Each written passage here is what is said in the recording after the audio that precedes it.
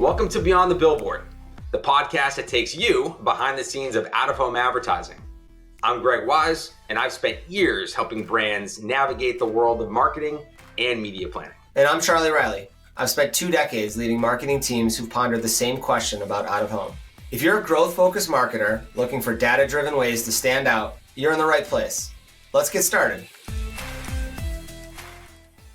Welcome to another edition of Beyond the Billboard. I am Charlie Riley, head of marketing at OneScreen, who powers this podcast. My co-host, Greg Wise, can't join us today, but we're joined by an awesome guest who I saw first on an Exit 5 panel, and the topic was very relevant to a lot of the marketers we talked to, but Sara had incredible points. So wanted to bring her on, wanted to talk through some of this about brand versus demand, which I think most marketers have to address or think about or deal with. But we've got Sara Ajemian from SOCi on right now. She's the VP of Branding and Communications there. And we're thrilled to have you on, Sara. If you don't mind just giving a little bit of your background, and we could jump right into some of the topics you talked about for the Exit 5 community. Yeah, happy to do it. And thanks for having me, Charlie. So like you said, I run our branding and communications team at SOCi. You could consider that pretty broadly corporate marketing. So I oversee our creative, our brand efforts, our comms, PR, content marketing, and market research and data insights.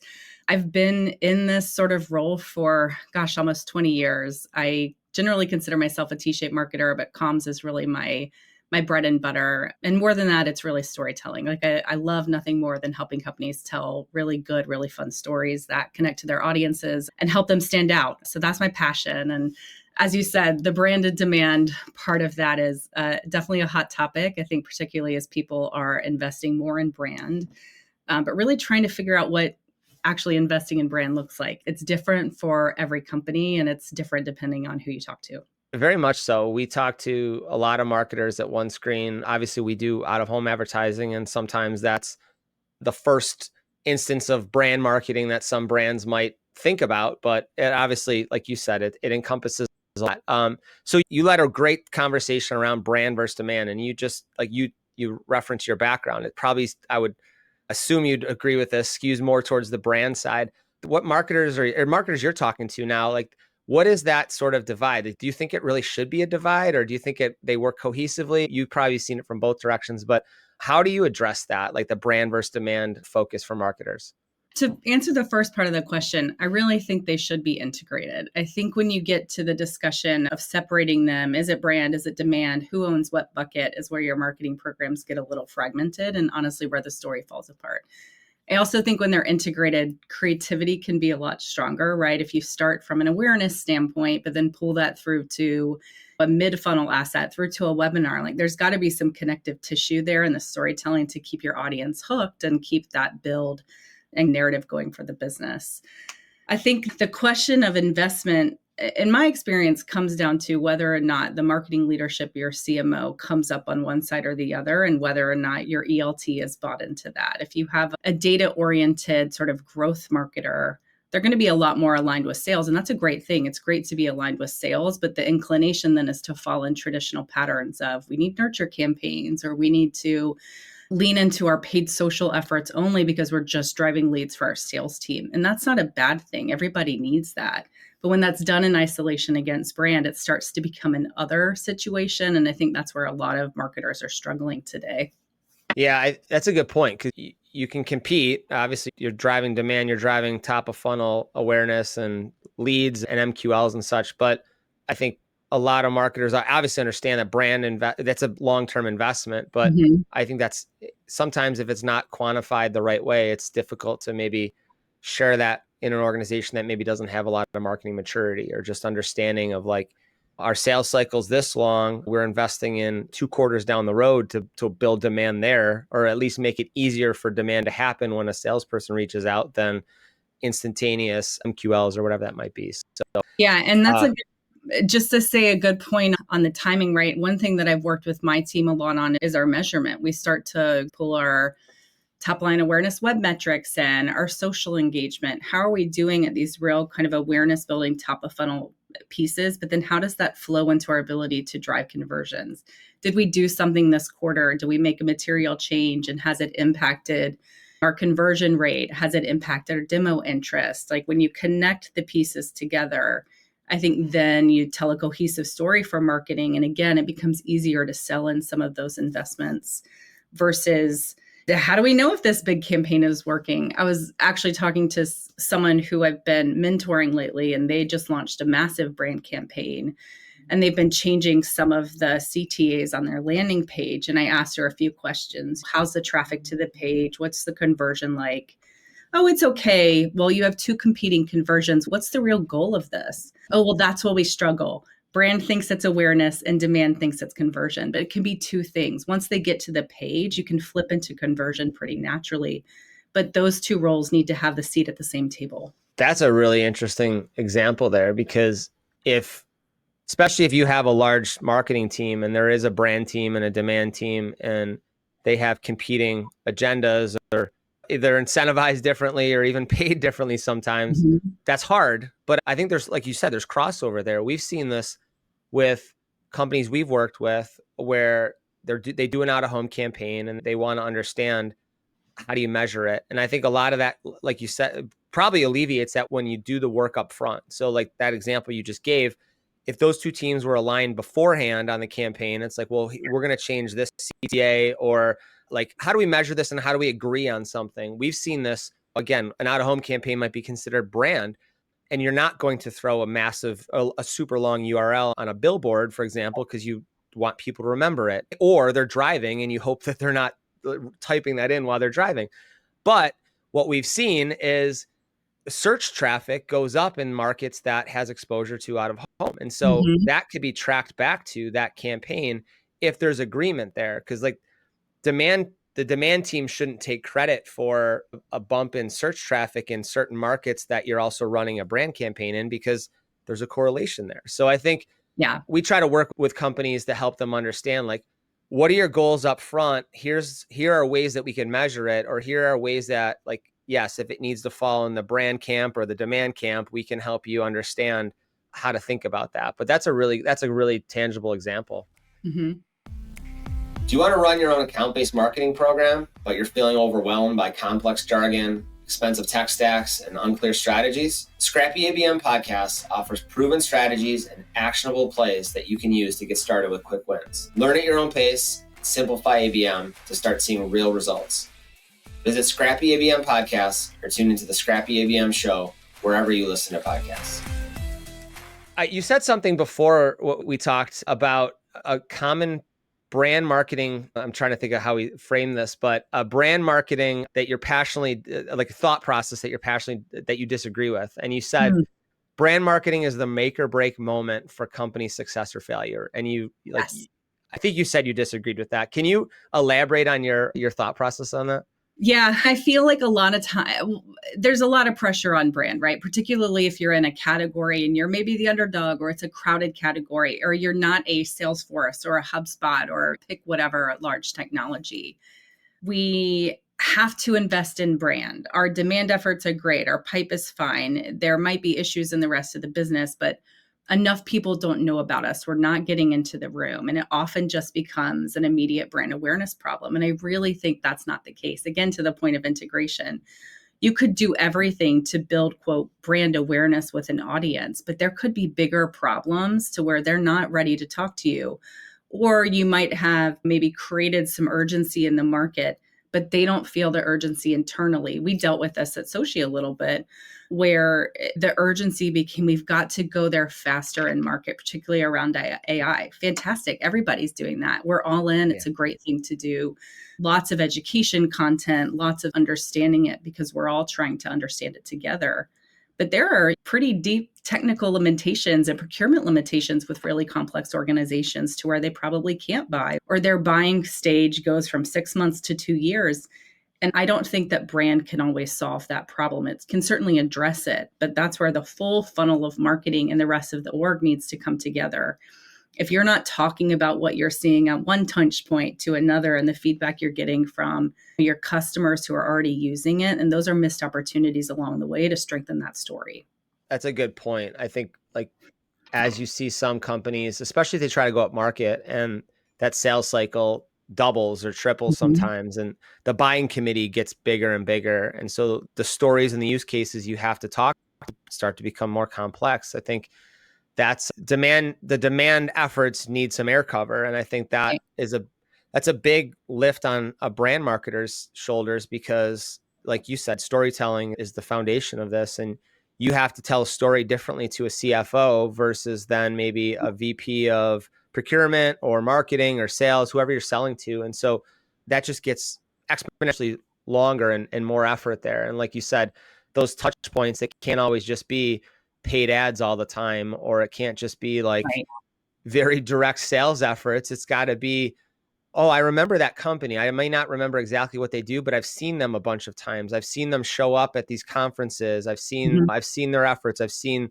their team talking. I think you mentioned something which was interesting about how out of home is sort of maybe turned into, or some companies are using that for maybe more of a social proof than like direct. And I think maybe that's an interesting correlation there, because say, I know I've seen some companies, they've used thought leaders or like their customer advisory group, but they're using that in conjunction with like the NASDAQ billboard and Times Square, which you reference is a great example of that. People are using that as sometimes a fairly low cost out of home execution because of the reach that it has and just the exposure, but they're turning that into maybe more of social proof and social execution there. Can you talk a little bit about like how you think about that, or maybe as somebody who views marketing in general, how you see those types of campaigns running, or if you think that they work, they don't work?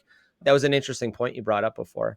Yeah, thanks. Everybody's doing it. And I go back to, I think it was the former head of marketing at Gong who came out with this LinkedIn post with like, here are 6 simple things I did at low cost that help us blow up. And one of them was, maybe it wasn't the NASDAQ, but it was a regional Wall Street Journal ad. And then they did this, but a lot of it is the right timing. But I think the thing that people are buying into are touch points or spokes, right? Like when I think about campaigns, I think about that central message or prompt, but then what are all the spokes? Like what are all of the ways that we're going to tell this story? And what are the threads of the story that pops? When you think about a NASDAQ sign celebrating, whether it's Inc. 5000 or actually kind of creating some type of promotional asset coming from your customers to champion you, taking that, pulling it through social. Okay, so that's one story, but then what's the layer that comes through social?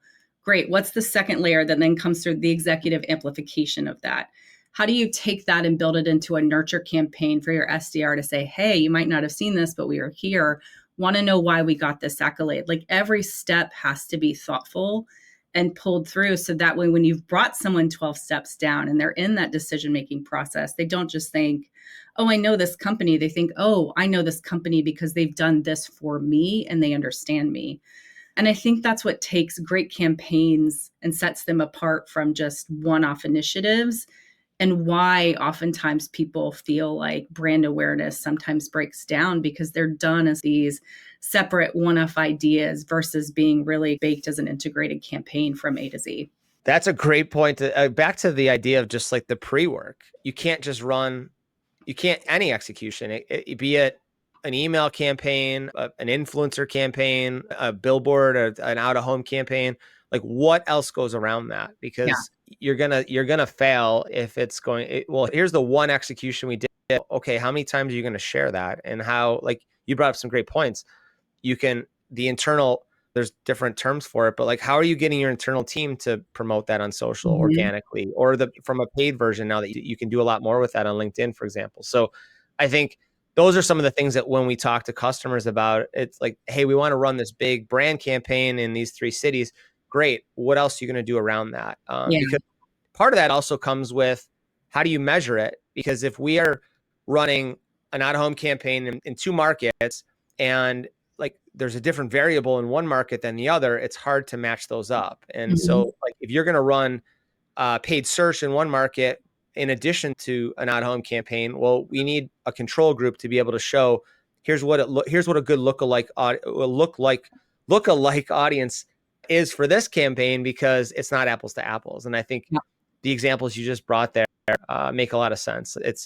And that goes back to the idea of brand and demand have to work together. And maybe there's other departments too. It's the executive level. Like, how are you promoting this? Yeah, it is. To the point of the pre-work, it's not just, a team sitting down saying, okay, what are our pain points? Like, let's run a campaign based on pain. I love pulling out pain points because I love emotion campaigns. Like the more attention you can get, the better, because it makes people feel something, right? And I'm a big believer, and I'm sure you are too. At the end of the day, we are just people trying to make something that other people respond to.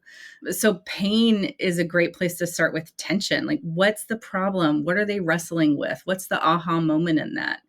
But that can't just be true for something that we're going to put, let's say, on a billboard or on a social campaign. It has to be true of the aha moment that our customers have when they're like seeing our product for the first time, or they're experiencing that change for the first time.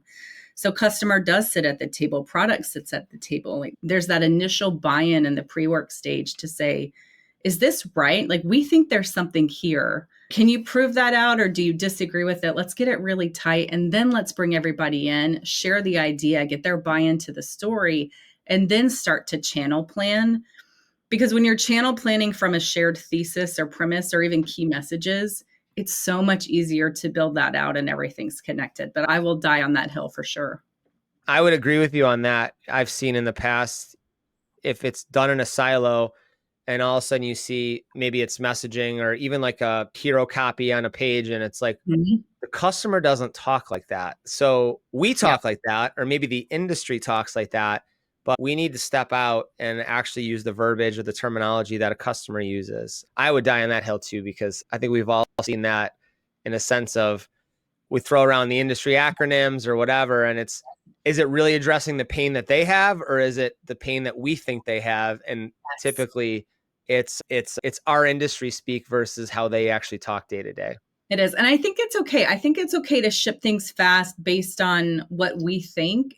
But we have to be willing to listen to the data. We can't just ship things fast based on our hypotheses or what we like as people. Oh, that's a great creative. I like that personally. If the data says it works, great, build on it. But if the data says it doesn't work, then we also have to be willing to learn from that. You used the word connective just before, and you had referenced how brand doesn't sit in isolation and brand should be the connective tissue across everything. Can you elaborate on how you think brand marketing should really like bring everything together, from not only just brand and demand, but maybe like we were just talking about product and such? How do you view brand marketing as being the connective tissue across an organization?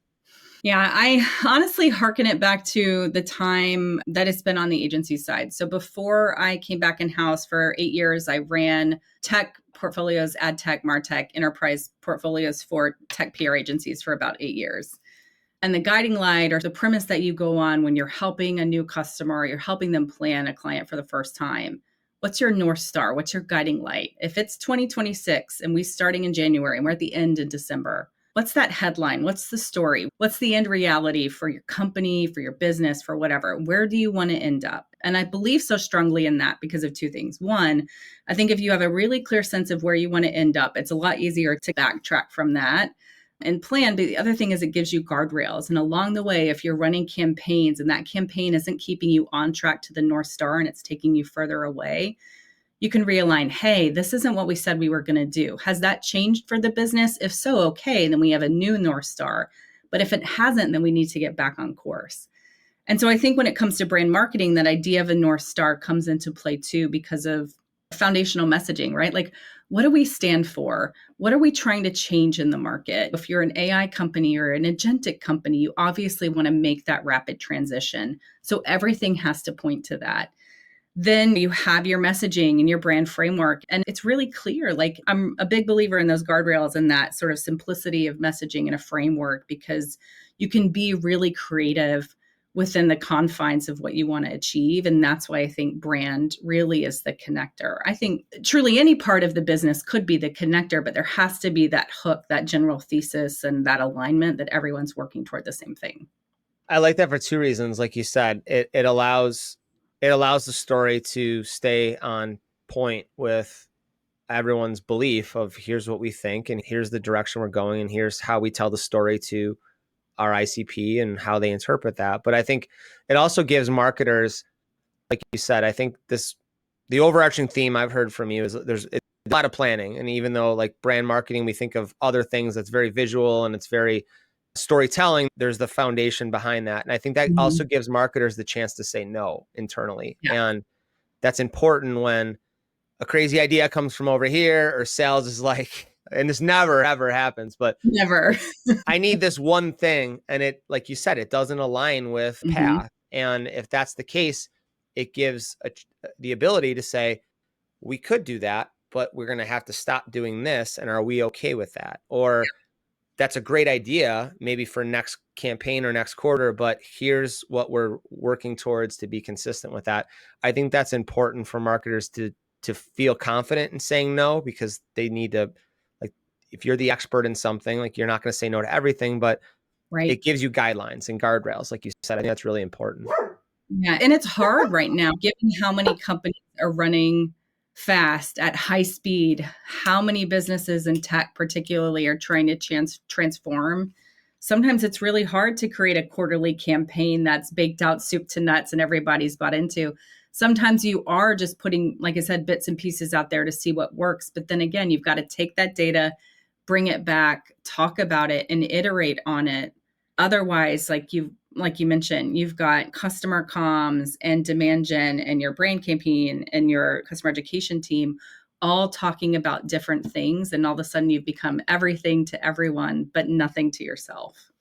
That's a great way to wrap it up. I think you've provided a lot of great insight for not only just brand marketers, but others in an organization to think about how to view brand, especially if you are strictly a demand marketer. Like, there has to be cohesion there. So I love that. I mean, like the best efforts come from partnership. If there are secrets or hidden agendas, or, everybody even just trying their best, let's work together, work smarter, and get there faster. And I think everybody is better off for it.